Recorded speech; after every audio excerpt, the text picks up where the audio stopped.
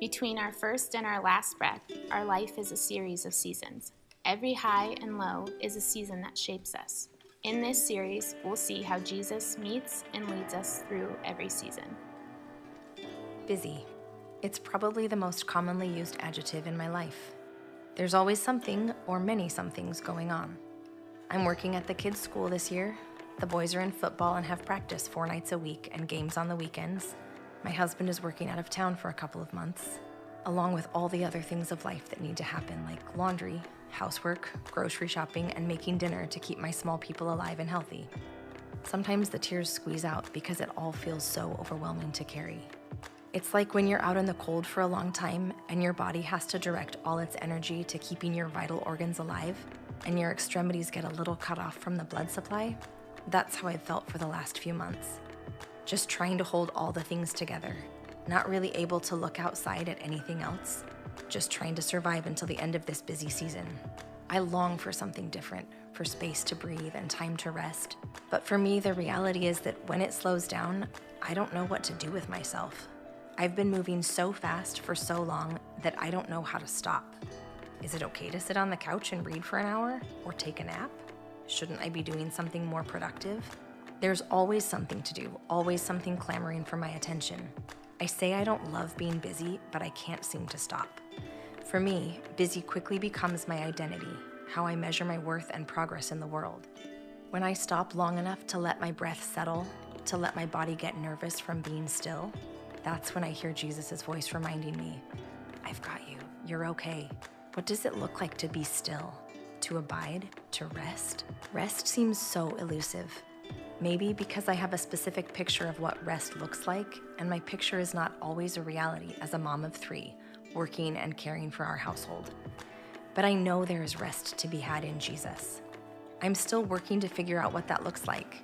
Some mornings it looks like sitting on the couch, eyes closed, just being still. I want to read my Bible every morning, but sometimes I'm so tired that the words won't sink in. It's those moments when I've heard the Spirit's voice tell me that just being with Him is enough, that I don't have to do something special or read enough chapters to check off my quiet time, and that sometimes just sitting still and quiet is enough. It's a place to start trading my heavy burdens for His yoke that is easy and light. Life isn't going to slow down on its own. I have to make choices to stop, to say no to things, even good things. And sometimes there's no choice to say no. There's just too many things that have to happen. But in the midst of the busyness, in the midst of a chaotic world, I do know that Jesus promises He is with me. Like He says in Matthew, are you tired, worn out, burned out on religion? Come to me. Get away with me and you'll recover your life. I'll show you how to take a real rest. Walk with me and work with me. Watch how I do it. Learn the unforced rhythms of grace. I won't lay anything heavy or ill-fitting on you. Keep company with me and you'll learn to live freely and lightly. Say thank you to Julie for sharing her story. So we're working our way through in this season where we're looking at how life is a series of different seasons, highs and lows and ups and downs. And the reason we're looking at them is because these seasons, they shape us, either to be more like the world or to be more like Jesus. And I think it feels appropriate and makes sense to do this during the Christmas season because whatever we're going through, it just seems to be heightened during the holidays. Have you noticed this?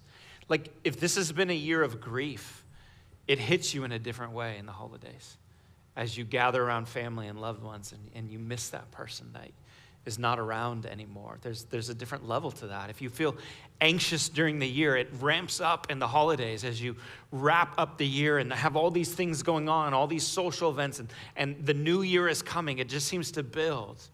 And what we're talking about today, busyness, it does not slow down during the holidays, does it? I actually think this is the season of busyness is something that we all experience. But the reason we're talking about these seasons is to not just, hey, let's get this out there, but to look at how Jesus meets us and leads us through every season. So when I'm talking about a season of busyness, I want to first clarify what I'm not talking about. I'm not talking about a full life, okay? Because, it can get to the point where You know, people invite you to be a part of something, and you're like, oh, no, I can't. I got to say no. They're like, yeah, you're just so busy. Like, no, I'm actually full. Like, I've been intentional about. And so there's a level of busyness where you're purposeful about what you're participating in. You're engaged in a deep way. And so it actually fits in a beautiful way. So that's not what I'm saying when we talk about busy. And how that maps out and what it looks like. I'm also not talking about the opposite of busy season. I'm not saying, oh, let's go for a boring life, okay? Where you're just like, you do nothing of substance or meaning. You're no longer working hard, and Sabbath seems to be a perpetual state of being, okay? That's not what we're going for. We're not going for the boring life. But I'm also not talking about, we use this word, when we pursue it, we talk about a balanced life. And anybody see that? I just need a life of balance. I just need to work through my work-life balance. I get why we use it. It sounds great. But have you ever tried to balance something without feeling tons of stress and anxiety that's going to crash at any moment? You wonder why, like, you feel like you're on the edge of collapse when you're just balancing your life. It's because that's what balance is, whether you're on a balance beam or you're holding something in your hands. So that's not the goal. What we're talking about is, now, how do we live a sustained pace, a rhythm to our lives? And so when we talk about a busy season, here's kind of the definition I want to give you. Busy is a season of life where you have so much going on that you're unable to rest. Your true priorities slip, and you lose the ability to enjoy the present moment you are in. Because when you're not resting, it leads to burnout. When your priorities slip, you start to lose meaning in the everyday things of life, and you don't know why you're doing them. And when you're present, you suffer, and the relationships around you suffer. Here's the truth. You guys, we're all crazy busy.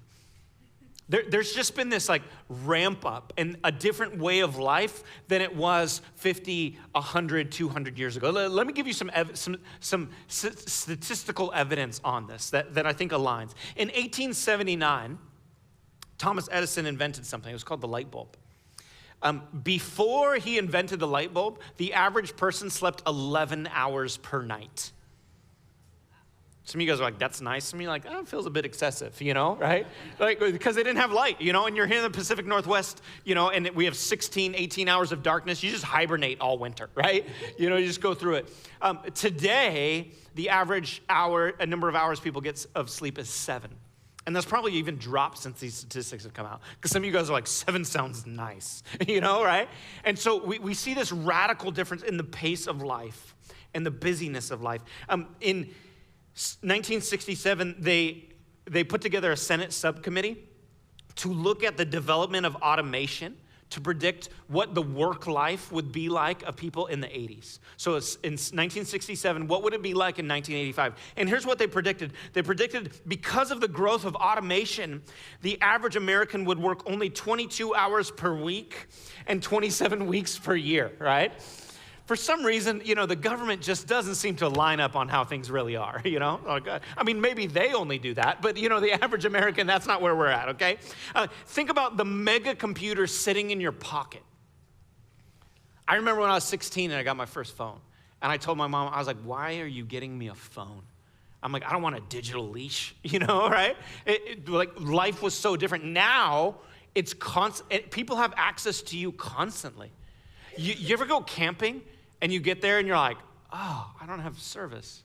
And then about 30 minutes later, you're like, oh, I don't have service. You're like, it's because people can constantly get to you or get at you. And it creates this crazy busy movement and craze. And then you even think about this, since the digital revolution, our attention span has dropped to 8 seconds. TikTok, YouTube, all this stuff. For context, the attention span of a goldfish is 9. We're not doing great as a species right now, is what I'll say, okay? And so the overbusy, hurried life of speed is now the new normal in the Western world, and it's killing our souls. And here's some of the marks of crazy busy, just to point out. One, the inability to rest or slow down. You're constantly restless. When you try to slow down, when you try to read your Bible, when you try to take a day off, you can't even settle in. There's a constant restlessness to your soul because your drug of choice is dopamine. and you constantly want that hit, and when you don't get it. Second, a deprioritized life. Now, what's happening is you get sucked into the tyranny of the urgent rather than the important. Your life is reactive rather than proactive. You're just constantly doing the things, the next email, the next phone call, the next text, the next task that somebody has for you, and you're moving through those. This is why a midlife crisis happens. You reach a point in your life and you're like, all the things I thought I was living for and was gonna build with my life, I've never accomplished because I'm constantly putting out fires. I'm constantly moving to the next thing, and the things of substance are slipping constantly. Third, an inability to be present. You're so wrapped up in all the things you have to do that even in the present moment, you get there and your mind and heart is somewhere else, right? Even for some of you guys, like right now, you're like, I see that you're talking. I know that words are coming out of your mouth, preacher boy, but I got a lot of things that I'm thinking about right now. Your mind is elsewhere because you're not even able to be present. See, the true cost of an overly busy life is the most important relationships and the state of your soul. That's who loses out. It's like the sign I read that says adulting is saying, but after this week, things will slow down a bit over and over until you die, right? Yeah, and it resonates with us a little bit. Now, here's what I need to understand. Like, I align with this a lot. This state, I mean, it really speaks to me because I'm a bit of a driven individual. When my wife and I, we got married, we were like, hey, we're just going to take the first 5 years. We're not going to have kids. We're just going to enjoy life together, slow down. Within our first 5 to 6 years of being married, we had 2 kids. I owned a business. We planted a church. I had 4 rental properties, bought land to build a house. And oh, by the way, as a church, we bought a skating rink to remodel. Boom, boom, boom. I mean, it was like go, go, go. And then this thing hit. It's called, I forget how it's pronounced, but COVID. Yeah, you guys remember that? Yeah. And the world shut down. And like all of a sudden, like all this rush of meetings and happenings, and like, I'm like, I don't know how to get through this, like what is happening? And my wife was like, this is nice. I could do this pace. Could we just shut down the world forever? We just stay at home. Like it was this great contrast in our lives because you think about planting a church and launching, there's so much energy that goes into launching something, and we were going hard. And I remember this conversation a few months in. My wife was sharing with me how the state of her soul, how she was feeling emotionally. And you know how sometimes it's helpful to write things down versus verbalize them? Some of you guys are more written processors. She's like, actually, there's a note on my phone where I wrote this, and I kind of was processing through some stuff, and I'd love for you to read it. And so I grab her phone, and I pull up the note, and I start reading through. And about halfway through, I realized I actually grabbed the wrong note. I'm not reading a note how she's feeling about her emotions. I'm reading a note about how she's feeling about being married to me and the pace we're operating at. And she just simply ends it with this illustration. She says, I feel like I'm married to a freight train and I am running behind, trying to catch up, hoping I don't get left behind. That's not a good state. And I remember in that moment being like, I gotta change. I need to operate in a different way for the sake of my wife, for the sake of my kids, for my friendships, for our staff, for the people who are connected in our church. And so these last 4 years have been this journey of like, man, how do we live in a different way? How do I live in a different way? I don't have less responsibilities now. But I'm operating in a different way. And this might sound crazy, but what I decided to do was look to Jesus and say, how does he live? What pace and priorities and mode of life does he walk in? And so that's just what I want to do today. I just want to look at 3 things from the life of Jesus, because I think we can all relate to either being really crazy busy or feeling the pull to be crazy busy. So let's look at Luke chapter 4, starting in verse 40, and we kind of zoom into this story. And it allows us to kind of start to pull some things out from his life. It says, at sunset, the people brought to Jesus all who had various kinds of sickness. And laying his hands on each one, he healed them. Moreover, demons came out of many people shouting, "You are the Son of God." But he rebuked them and would not allow them to speak because they knew he was the Messiah. At daybreak, Jesus went out to a solitary place. The people were looking for him, and when they came to where he was, they tried to keep him from leaving them. But he said, "I must proclaim the good news of the kingdom of God to the other towns also, because that is why I was sent." And he kept on preaching in the synagogues of Judea. The first thing we see, and I think we need to apply to our lives, is we need to prioritize purpose over pressures. You have a lot of pressure in your life. You have a lot of things that are constantly tugging for your time, for your attention, for your soul. Pressure at work to execute. Pressure from friends to hang. Pressure at church to serve. Pressure at home to provide. Pressure from society to succeed. Pressure from emails and texts to respond. It's just constantly this pull. You feel it like, man, whatever I do, I'm disappointing somebody, right? And what I want you to see is like Jesus had that too. I mean, look, the scene we walk into, there's literally sick people coming up. They're bringing their children. They're like, "Please don't leave. Heal my children." There's demon-possessed people that need to be released from these demons. There's hungry people that need to be fed. And this mob comes and they show up looking for him. Like, he gets away from some solitude. He goes to have some quiet time with God. You ever been interrupted in your quiet time? All the moms are like, "Yes, welcome to my life," right? He tries to get away, and they're coming after him, and they're like, "You can't leave." And they have really good reasons, right? Somebody's like, no, like these neighbors of mine, these people I love, they aren't healed yet. You have more work to do. And what Jesus does, he's like, I have more places to go. I have more sermons to preach. I have to keep going and pressing on. How does he do that? It's because he prioritizes his purpose over the pressures that he's facing. He's clear on his priorities. He knows what they are. He knows why he came. Why did he come? One, he came to proclaim and preach the good news. That's what he literally says right here in this passage.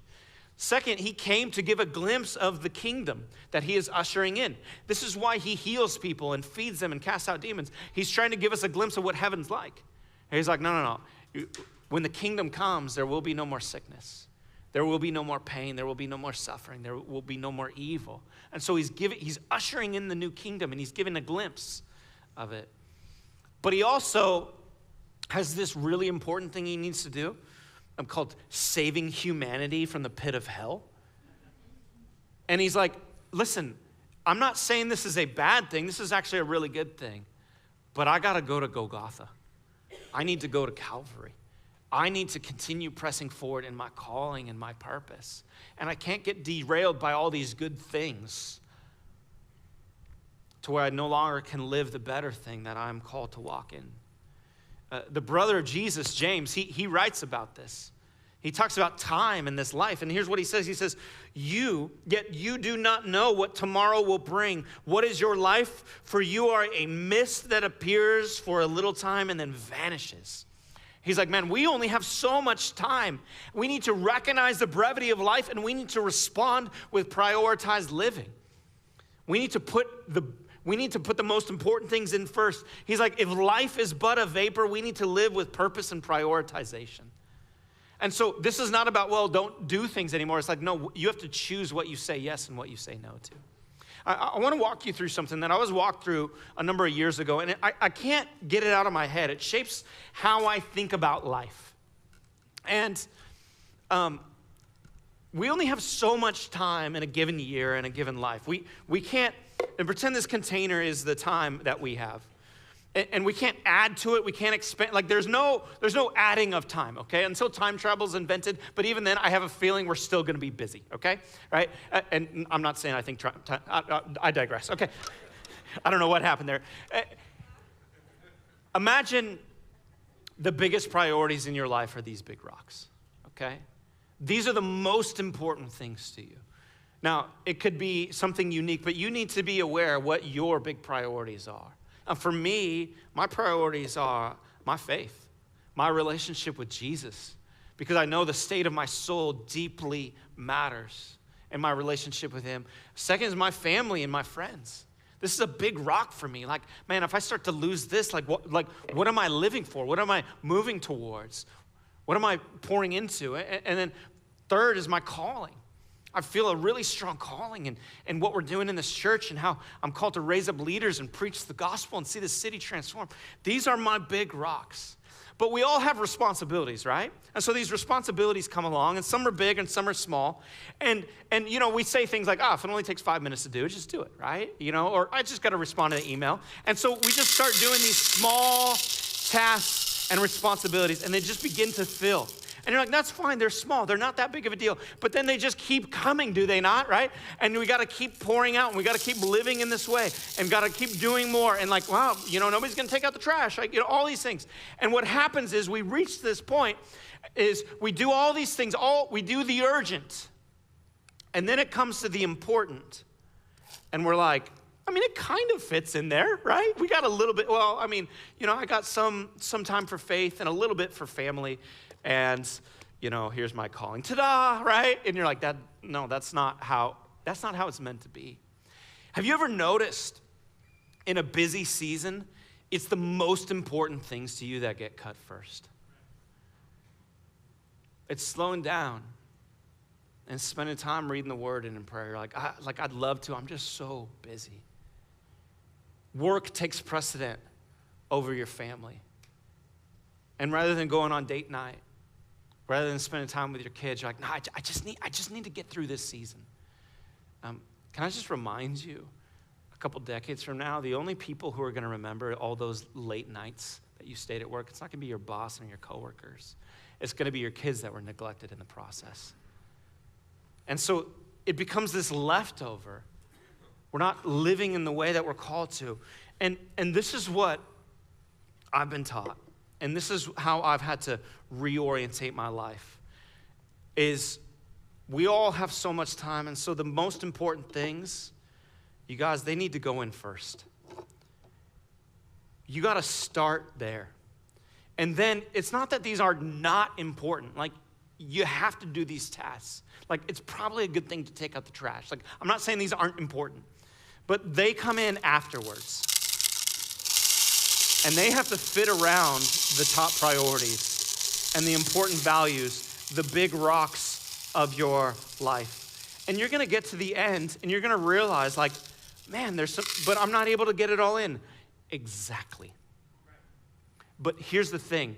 You want these things to be neglected, not these things to be neglected.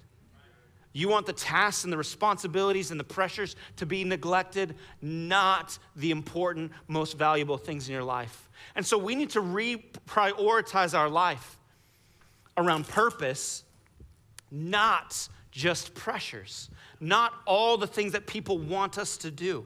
And so as we wrap up this year and we go into the next one, man, start now.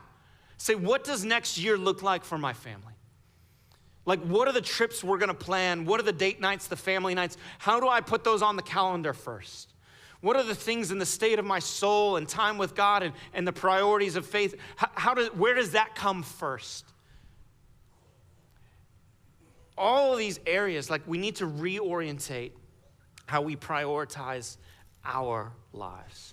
Second, we need to cultivate a rhythm of rest and margin in our lives. You guys seen that new feature on the iPhones? Maybe it's been around for a little while, I just discovered it, but in your photos, where you can just search a word and anything that fits that category will come up. So I did this the other day with the word cat. And I have 481 photos of cats on my phone. That feels a bit excessive. And I'm going through and, like, this is kind of embarrassing, but here's what most of them look like. They're cats that know how to sleep. Like, cats are like professional resters. Like, they're so good at it. And I would love to be like, here's my 3 cat photos. Like, no, I have more. Like, here's more of cats sleeping. They look like this, this, and this. Like, just like there's Waffles, just like Waffles can find anywhere to sleep and just somehow makes it look like the most comfortable rest you've ever had of your life. Jessie will walk in the room. She's like, I wish I was a cat. Like, just that life, the joy, the peace. Now, here's what I understand. I understand that there's a theological debate whether or not cats were created by God or a result of the fall. And that's a fair debate to have, okay? It absolutely is. But let's just say by chance they were created by God. There's all these places in Scripture where Jesus or Solomon in Proverbs is looking to say, look at creation, look at the ants, look at the birds of the field, and what do we take from them? And if we can look at the birds of the air and learn something in the lilies of the field, then maybe we can look at the cat of the couch and learn something of what it means to thrive in our calling. Now, I know, like, I'm bordering on heresy by saying something positive about cats, so, like, maybe we'll just skip all of that. And maybe we should look to Jesus and look at the life and the rhythm and the pattern that he walked. Look at Matthew 8:24. There's this furious storm that comes on this lake, so that the waves swept over the boat. And what is Jesus doing? His disciples are freaking out. And Jesus is having nap time, right? It's siesta hour.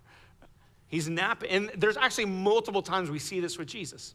The whole reason he has the interaction with the woman at the well is because they're going into town. And he's like, I'm actually tired. I'm going to sit by this well and I'm going to rest. In Luke 4 and 5, it talks about at daybreak, Jesus went out to a solitary place. It says, but Jesus often withdrew to lonely places and prayed. It's this pattern. It's this rhythm we see in his life. He teaches his disciples to do it. He says, then, because so many people were coming and going that they did not even have a chance to eat, he said to his disciples, come with me by yourselves to a quiet place and get some rest. So they went away by themselves in a boat to a solitary place. This is the rhythm and the pace of Jesus. They're like, Jesus, keep going. He's like, you know what? I'm not in my resurrected body yet. And this fragile temple that you guys walk around in, I got to slow down. Part of looking to Jesus is, yes, he's our Savior. Yes, he is God. But he's also living the fullest version of a human life that we could experience. He's showing us how to actually walk. And in our lives, we've become addicted to the rush of a busy life, so much so that we feel lazy when we take a nap. We feel like undervalued when we take a day off, or we have a problem actually seeing an opening in our schedule. But you guys, that's the way of the world, not the way of Jesus. We should look to him as our model. And what's happened is there's this cultural spiral of busyness that has affected our spiritual life. Michael Zigarelli, he's a professor at Charleston Southern University School of Business, and he interviewed 20,000 Christians. And he's like trying to figure out the state of why is there such an emotional disconnect? Why is there such a spiritual disconnect? And here's his hypothesis, kind of where he landed. He's like, listen, here's the case. Christians are assimilating to a culture of busyness, hurry, and overload. So the world around us, the culture around us is like, go, go, go, go, go. And we are not living counter to that. We've just assimilated. We're like, no, early bird gets the worm. You got to go. You got to hustle. Go, go, go. And what that's led to is God becoming more marginalized in Christians' lives. And because God has become more marginalized, that's led to a deteriorating relationship with God. And because we've had that's led to Christians becoming even more vulnerable to adopting secular assumptions about the way we live and walk. And because of that, we've become even more conformed to a culture of busyness, hurry, and overload, and a cycle begins again.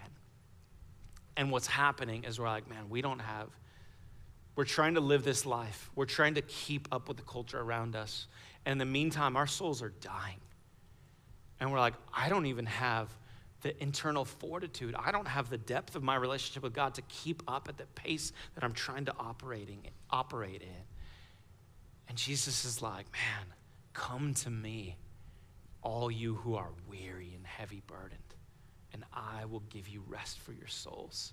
He's like, no, take my way of living upon you. About 8 or 9 years ago, I was headed to IKEA. And you know how they have all those restaurants around IKEA? This new one had just opened up. And it was really unique. It caught my eye because they sold only 2 things. There's 2 things you could buy: fried chicken sandwiches and bratwursts. And I was like, someone has a very specific preference, but it sounds good to me, okay? So I go in, and this place was bustling. Like, apparently there's a whole segment of our society that their chosen meal is fried chicken sandwich and bratwurst, okay? Honorable people. So I'm waiting in line and just seeing, all the workers and the buzz, and, people are ordering and just going through. And so I order my fried chicken sandwich. It doesn't take very long. They cook it up, and they bring it back, and I'm sitting there, I'm eating it, and I'm like, this is one of the greatest chicken sandwiches I've ever had in my life.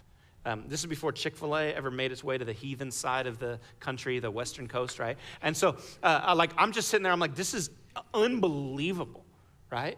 I'm eating through this. It's so good, I get halfway through, and I'm like, I gotta see what's in this sandwich. Because I'm like, I wanna recreate this. This is delicious. It's literally the most tender chicken I've ever had in my life.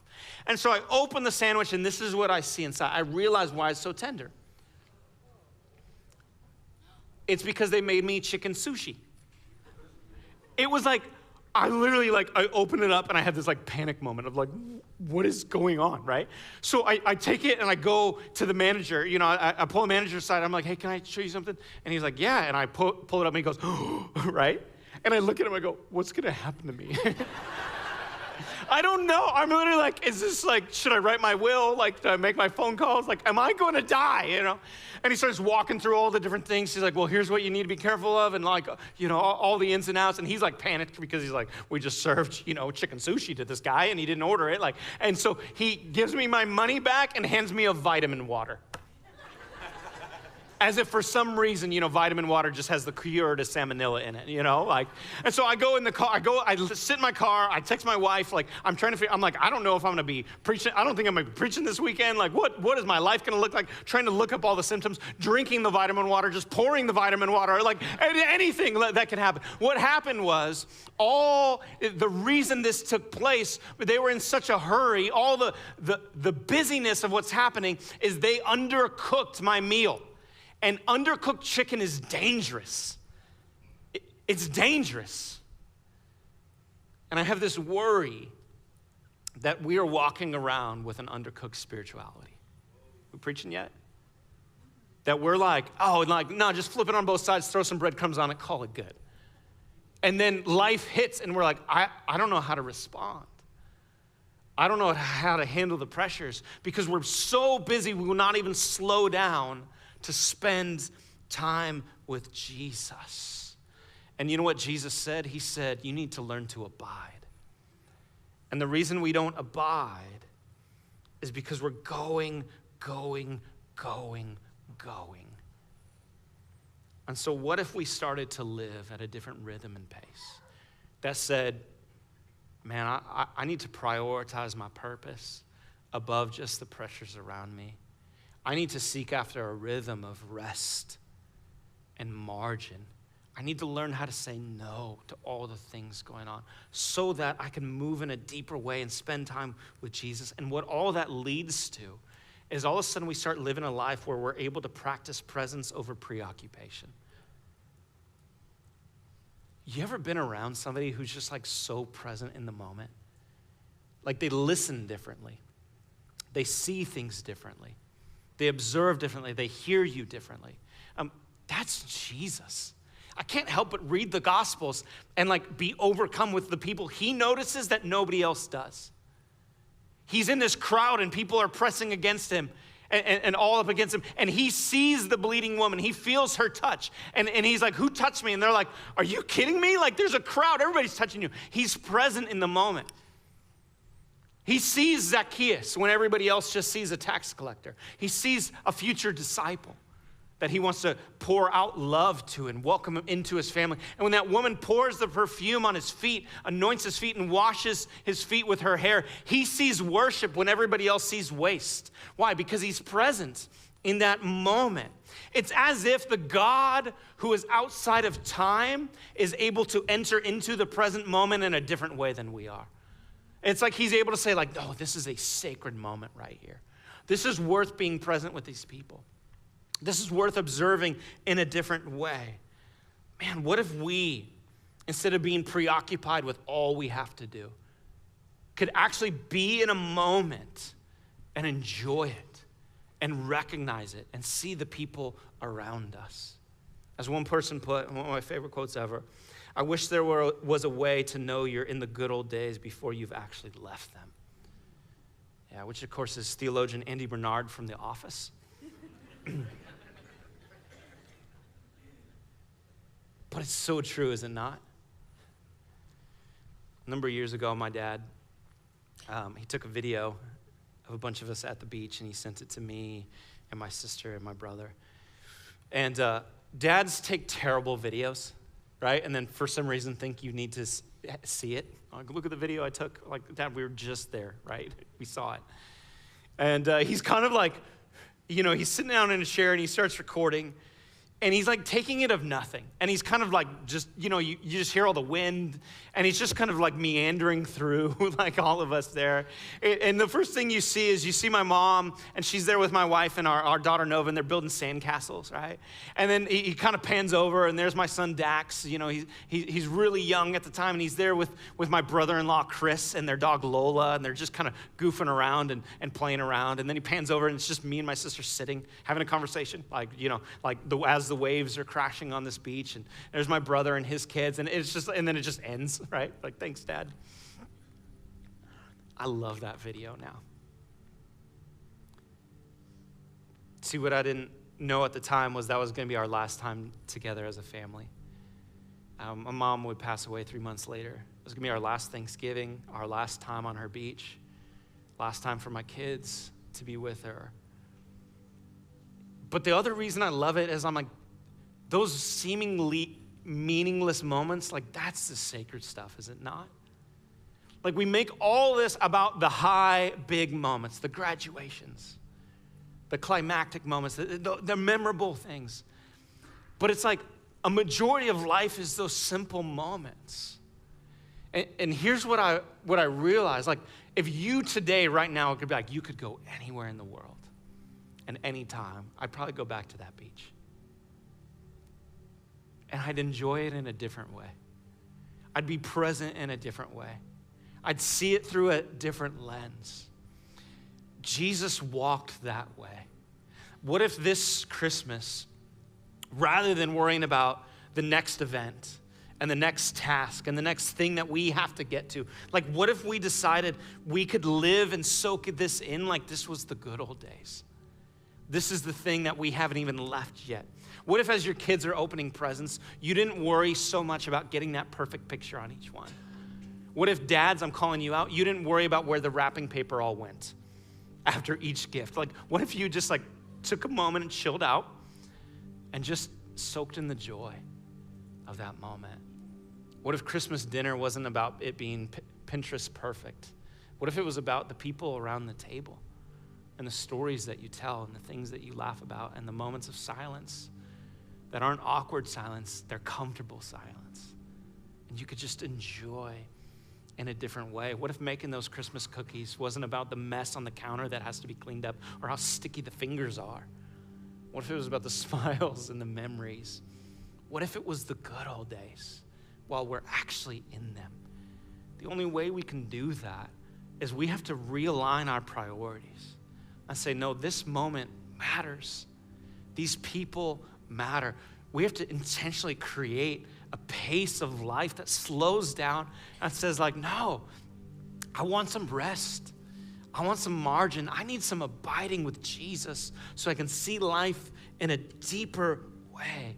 And then that allows us to slow down all the activity, all the busyness, and actually be present. What if we started to live the pace of Jesus? Be present like him, slow, purposeful. Like, what if we lived the pace of love? Man, that would shape our lives in a drastic way. Jesus, would you help us as your followers to just look to you, to stop trying to perform and meet other people's expectations or go, go, go. Like we want not boring lives, we want full lives. Lives that are full of the right things, full of intentional rest, full of intentional presence, full of relationships that we just want to be with and cherish and long for. Would you just help us to be disciples of you, walking your pace, living with your rhythm, being fully present in a way, in a distracted world, that we can offer our love and your grace and your peace. Lord, would you do that in us? We pray all this in your name, and all God's people said, amen. So let this be a moment that you're fully present in. Man, you get to worship God. Maybe what you need in this moment is to go as a family or individual, go back and take communion and reflect and remember the sacrifice. Be present in that moment. Maybe you need prayer. And I just want to invite you all around the back.